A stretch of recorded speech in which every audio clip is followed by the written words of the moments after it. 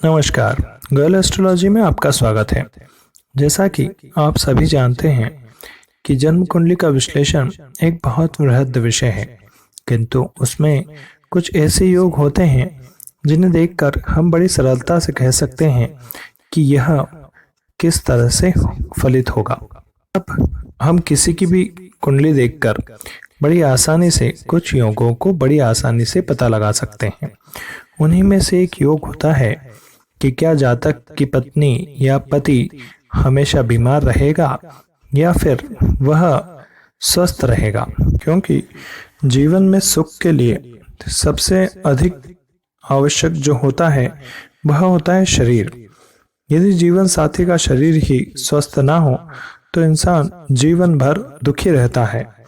इसी कारण से आवश्यक है कि जीवन साथी का शरीर स्वस्थ हो। अब वो कुंडली के कौन से योग हैं, आइए हम आपको बताते हैं। सर्वप्रथम तो कुंडली के सप्तम भाव से जीवन साथी का विचार किया जाता है। पति के लिए पत्नी का और पत्नी के लिए पति का विचार इसी भाव से किया जाता है। अब पति का सुख या दुख भी हम इसी स्थान से देखेंगे।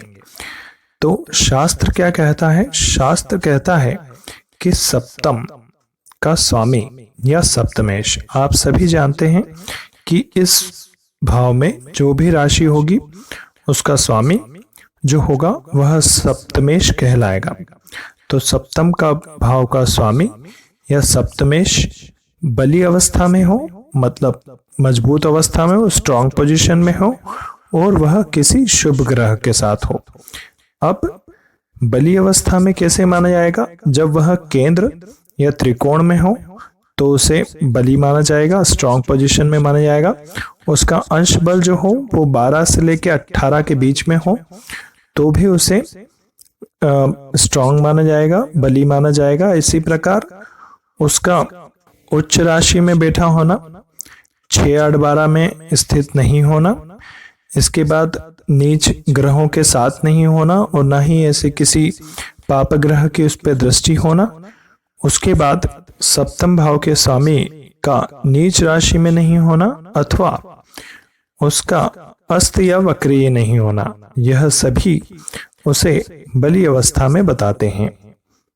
इसके अतिरिक्त अपनी खुद की राशि में स्थित हो या फिर नवमांश पत्रिका में उच्च राशि में वर्गोत्तमी हो तो भी इसे बलवान ही कहेंगे।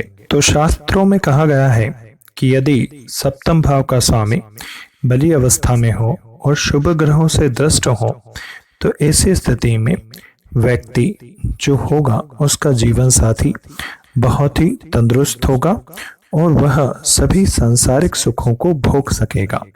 अर्थात यह आपका जीवन साथी का भाव है, साथ ही यह आपका पार्टनरशिप का भाव भी कहा जाता है इसे। साथ ही साथ यह आपकी रोज की जो आय होती है उसे भी इसी जगह से देखा जाता है। तो इसका अर्थ यह हुआ कि ऐसे व्यक्ति धनवान भी होगा और उसके पास सभी, क्योंकि वो धनवान होगा तभी तो वो सभी सांसारिक सुखों को भोग पाएगा। तो ऐसे व्यक्ति का जीवन साथी भी बहुत अच्छा रहेगा, स्वस्थ रहेगा और उसके पास धन भी बहुत होगा। अब यदि इसे ज्योतिष के सामान्य नियमों से भी समझें तो कोई भाव या भावपति शुभ ग्रहों से दृष्ट हो तो संभव सी बात है कि उस भाव का लाभ जातक को जीवन में बहुत मिलता है। वहीं कोई भाव या भावपति जो हो वह पाप ग्रहों से दृष्ट हो, कमजोर हो या किसी प्रकार से पीड़ित हो तो उस भाव का फल जातक को अपने जीवन में नहीं मिलता।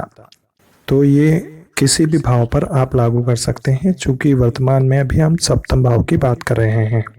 अब यदि इसी के विपरीत देखें तो कहा जाता है कि सप्तम भाव का स्वामी या सप्तमेश जो है वह नीच राशि में चला जाए, अस्त हो जाए अथवा वक्री हो जाए या फिर पाप ग्रहों से दृष्ट हो जाए तो ऐसी स्थिति में क्या होगा?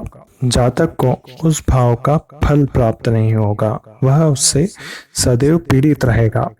फिर यदि सप्तम भाव या सप्तमेश शत्रु राशि में हो अथवा 6, 8 या 12वीं राशि में हो तो इसके लिए कहा जाता है कि ऐसी जातक की पति या पत्नी जो होगी वह रोगी रहेगी, सदैव वह रोग से ही ग्रसित रहेगी, और चूंकि वह रोग से ग्रसित रहेगी तो ऐसी स्थिति में जातक को उस भाव का संपूर्ण सुख प्राप्त नहीं होगा। अब देखिए शास्त्रों में कितनी गहराई से बताया गया है। उन्होंने आगे लिखा है, यदि जातक को पत्नी जो रहेगी वह किसी भी तरह से पीड़ित रहेगी तो संभव सी बात है कि वह अपना सुख ढूंढने के लिए अन्य स्त्रियों के पास जाएगा। क्योंकि यहाँ पर एक से अधिक विवाह करना तो संभव नहीं है, किंतु इसके लिए वह एक से अधिक रिश्ते अवश्य रखेगा। तो अब सप्तम भाव या सप्तमेश पीड़ित हो किसी भी तरह से तो ऐसी स्थिति में जातक का चरित्र भी खराब होगा, जातक को उस भाव का सुख भी नहीं मिलेगा और उसकी पत्नी भी जीवन भर पीड़ा भोगती रहेगी। तो इसे बड़ी सरलता से वहां समझाया गया था। किंतु यदि देखा जाए तो वर्तमान में तो कानून इसका ही होगा।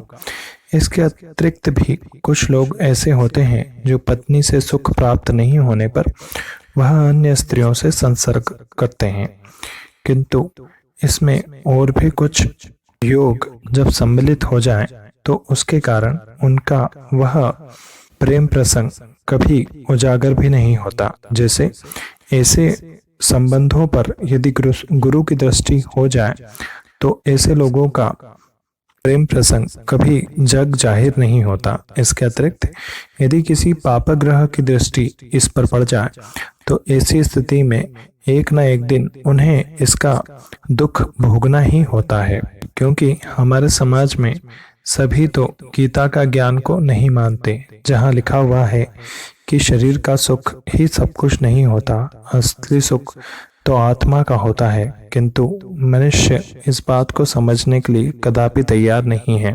तो इस प्रकार यदि कुंडली में सप्तम भाव या सप्तमेश पीड़ित हो, किसी भी तरह से पाप ग्रहों से युक्त हो अथवा वक्रीय हो, अस्त हो, नीच राशि में विराजमान हो, तो यही माना जाएगा कि पति या पत्नी जो होंगी वह रोग से ग्रसित होंगी।